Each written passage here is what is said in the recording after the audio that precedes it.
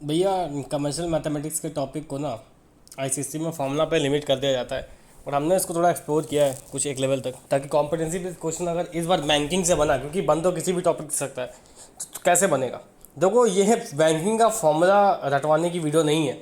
यहाँ पे क्वेश्चंस भी डिस्कस नहीं होंगे, कुछ हम बात करेंगे, चर्चा करेंगे। किसी को पसंद है तो करे, नहीं पसंद ना करे, वो उसके ऊपर डिपेंड करता है। यार कमर्शियल मैथ्स में एक टॉपिक है बैंकिंग करके, थोड़ा इसके बाद समझते हैं कि ये क्या है। अभी क्या है ना कि हर व्यक्ति की टॉपिक से थोड़ा सा तो खफा रहता है कि यार इसमें फॉर्मूला रहता है, रखना पड़ता है, बहुत सारी चीज़ें इसमें बोली जाती हैं एक तरीके से।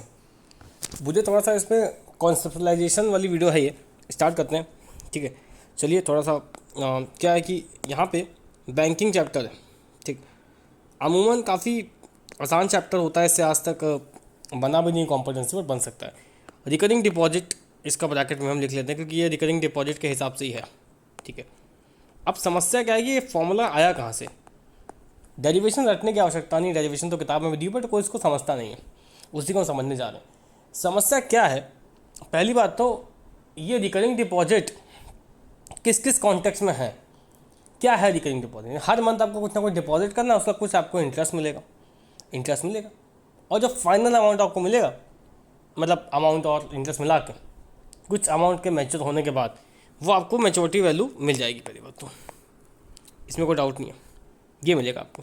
ठीक है, अब सवाल ये आता है आपके माइंड में कि मेजोरिटी वाली तो मिल जाएगी, या समस्या क्या है कि ये इंटरेस्ट कौन से रेट पे मिलेगा। जैसे इंटरेस्ट भी सिंपल इंटरेस्ट होता है, कंपाउंड इंटरेस्ट होता है।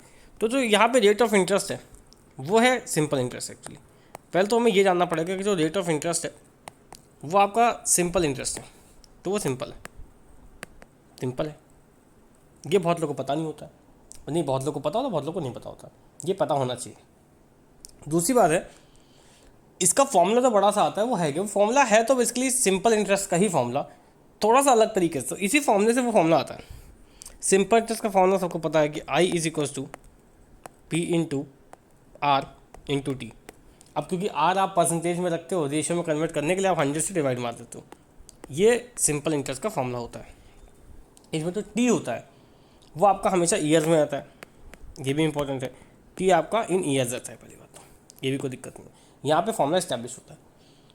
अभी क्या है, रिकरिंग डिपॉजिट कैसे काम करता है, मैकेनिज्म समझना पड़ेगा उसका, वरना क्वेश्चन फंसा देगा आपको किसी अच्छे कॉन्सेप्ट पे, क्वेश्चन फंसा देगा।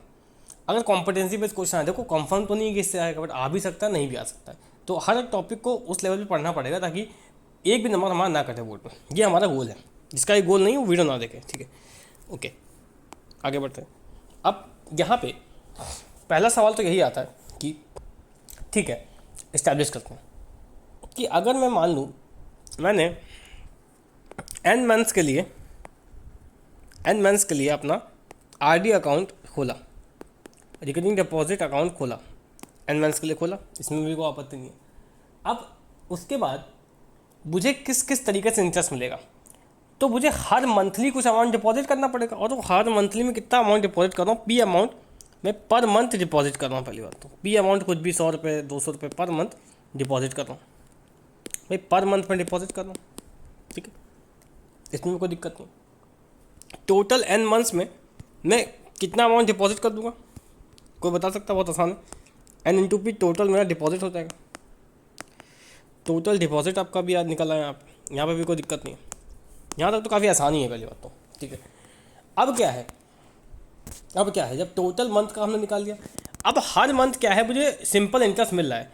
जितने मंथ है उतनी बार मुझे इंटरेस्ट मिलता है, उसी को क्यूमुलेट करके हम टोटल इंटरेस्ट बताते हैं। जैसे एग्जांपल के तौर पे, जब हमारे पास एन मंथ्स है, और अभी हम प्रॉपर मंथ्स की बात कर रहे हैं, जैसे 10 मंथ्स 20 मंथ 20.5 मंथ्स की बात नहीं करते, पूरा मंथ की बात कर रहे हैं। ठीक है ना? तो एन आपका अभी के लिए एक नेचुरल नंबर ही होगा, पहली बात तो, है ना?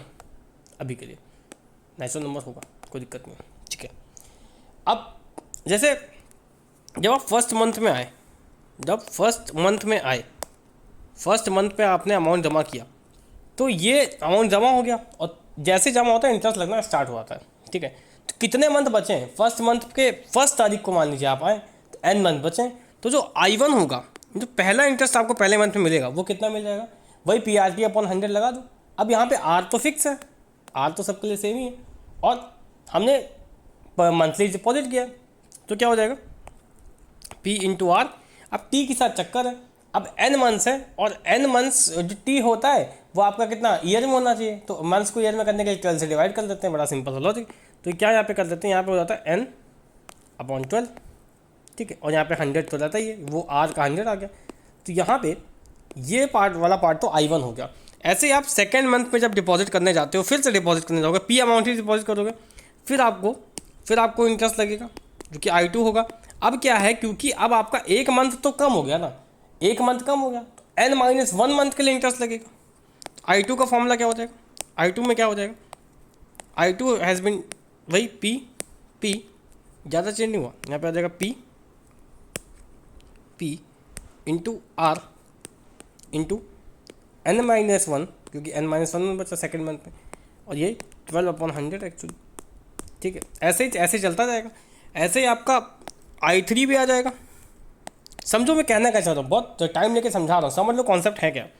I3 भी आ जाएगा, क्या आ जाएगा भाई, P into R into n-2/12 into 100 as it is. ऐसे क्या होगा, चलते जैसे चलता जाएगा IN आएगा। अब IN में क्या है, IN के यानी लास्ट मंथ के 1 तारीख पे है, तो एक ही मंथ बचा है, तो लास्ट में क्या बचेगा 5 नहीं सॉरी P 5 नहीं, 5 तो ऐसे निकल गया मुझसे, P इंटू आर इंटू कितना 1, वही 100 इंटू 12, तो ये तो कॉमन ही है। अब क्या है, सारे इंटरेस्ट को ऐड कर दो, पहली बात तो सारे इंटरेस्ट को ऐड कर दो, वही तो है क्यूमुलेटिव इंटरेस्ट, वही तो टोटल इंटरेस्ट होगा। तो टोटल इंटरेस्ट हो जाएगा, हम इंटरेस्ट क्योंकि फॉर्मूला में इंटरेस्ट का ही होता है, टोटल इंटरेस्ट क्या हो जाएगा, टोटल टोटल लिख लो, इसको आप लिख सकते हो I1 plus I2 plus I3 ऐसे कितने हैं, ऐसे चलते IN तक हमें सम करना है। अब जब आप सम करना स्टार्ट करोगे तो एक फैक्टर कॉमन आएगा, वो है P इंटू आर सब में है, और ये 12 इंटू 100 सब में है, ये कॉमन है। बाकी सब क्या ऐड हो रहा है, एक बार n हो रहा है, फिर n-1 हो रहा है, फिर यहाँ पे n-2 होगा, ऐसे चलते 1 हो जाएगा। तो टेक्निकली इसको अगर आप देखो तो ये चीज़ क्या लिखी है, ये नहीं है 1 + 2, इसको ऐसे लिख सकते हो, ऐसे करते n एक्चुअली ये sum of first n natural number है, इसका एक फॉर्मूला होता है डायरेक्टली इस सम का, ये आप AP में पढ़ोगे, AP का यूज़ करते हुए इस फॉर्मूले को प्रूव कर सकते हो, वो अभी हम यहाँ पे डिस्कस नहीं करेंगे, बट इस समेशन का डायरेक्ट फॉर्मूला होता है n into n plus 1/2।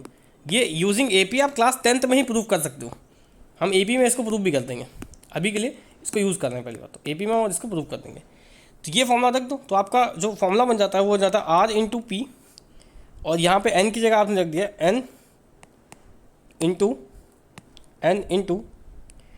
n plus 1, और डिवाइड बाय आपका चल ही जाता, जिस कितना 100 तो था ही, 12 भी था, कहाँ से आया 2 भी समझ आ गया कहाँ से, ये पूरा फॉर्मूला आप पढ़ते हो पहली बात तो, यही तो है इंटरेस्ट का फॉर्मूला, तो समझ तो आएगी आया कहाँ से। अब सवाल ये आएगा सर हमने इतना टाइम दिया, 8 मिनट दिए हमने अपनी ज़िंदगी के ये समझने में, सर फ़ायदा क्या होगा, कॉम्पिटेंसी कैसे बनेगा इससे, मेन तो ये बात आ गई। कॉम्पिटेंसी क्या है ना इसमें यार, MCQ बना दिया, ये तो समझ आ गया कि भाई अगर हमारा सबसे ज़्यादा लॉस कब होगा, कौन सा अगर हम इंस्टॉलमेंट मिस कर दें तो हमारा सबसे ज़्यादा लॉस होगा, क्योंकि सबसे ज़्यादा इंटरेस्ट किस इंस्टॉलमेंट में मिलता है, फर्स्ट इंस्टॉलमेंट में सबसे ज़्यादा इंटरेस्ट मिलता है, फर्स्ट इंस्टॉलमेंट में सबसे ज़्यादा इंटरेस्ट मिलता है आपका फर्स्ट, और जो लास्ट वाले में सबसे कम मिलता है। अगर मिस ही करना हो तो लास्ट वाला का, तो फर्स्ट वाला करोगे तो ज़्यादा भारी लॉस होगा पहली बात तो। अब यही है, अब इसमें मिसिंग इंस्टॉलमेंट के काफ़ी अच्छे क्वेश्चन बन सकते हैं, जो कि हम अगली वीडियो में देखेंगे पहली बात तो। और तब तक अगर किसी को थोड़ा सा दिमाग लगाना है तो एक क्वेश्चन हम आपको होमवर्क देते हैं, दिमाग लगाइए एक बार उसमें, ठीक। देखिए एक क्वेश्चन हम आपके लाएँ, ये वाला क्वेश्चन अगर ट्राई करना चाहो तो ट्राई कर सकते हो पहली बात तो। ये हमारे असाइनमेंट के क्वेश्चन है, हमने खुद बनाया बैठ के, तो इसमें ये इन्होंने कुछ बीच के इंस्टॉलमेंट मिस किए हैं, तो इसको डायरेक्ट फॉर्मूला को बिना समझे आप निकाल ही नहीं सकते हो, ठीक है। एक क्वेश्चन ये ट्राई कर सकते हो, एक और हम दे देते हैं आपको, जैसे ये सब MCQ ट्राई करो पहली बात तो, ये MCQ आप ट्राई कर सकते हो, ये MCQ आप ट्राई कर सकते हो, ठीक है, ये भी MCQ ट्राई कर सकते हो। तो ये 3 MCQs के आंसर बताओ, तो मज़ा आया ना, कॉन्सेप्चुलाइजेशन में बहुत मज़ा आता है। वीडियो ज़्यादा बड़ी नहीं है, मेरा काम पूरा चैप्टर पढ़ाना है भी नहीं, पूरा चैप्टर तो आप पढ़ के आए हो ना। हम ऐसे अगर आपको ऐसी वीडियोज़ और पसंद है पहली बात तो, जिसमें कॉम्पिटेंसी लेवल पर थोड़ा चीज़ों को समझे, छोटे छोटे टॉपिक्स से छोटे टॉपिक्स, तो बताइए और वीडियो ऐसी बनेगी। इस पर रिस्पॉन्स अच्छा नहीं आता वीडियो नहीं बनेगी, क्योंकि क्या है ना, देखो नॉलेज तो बांटनी चाहिए, बट क्या है ना, नॉलेज तभी बांटो जब उसके लिए ऑडियंस हो। ऑडियंस नहीं है तो फिर वीडियो तो वेस्ट जा रही है ना, क्या फ़ायदा है। चलिए, थैंक यू।